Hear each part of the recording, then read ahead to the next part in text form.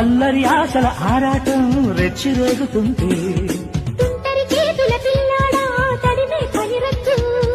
కమ్ముకు పోయిన వేళల్లో గుట్టు దాసవద్దు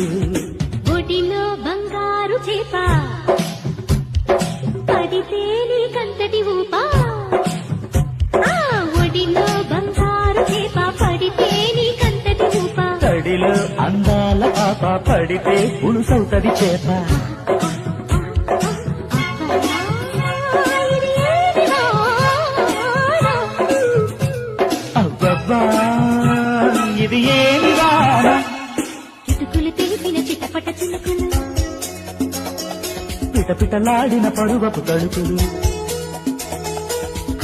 ఆహా ఆహా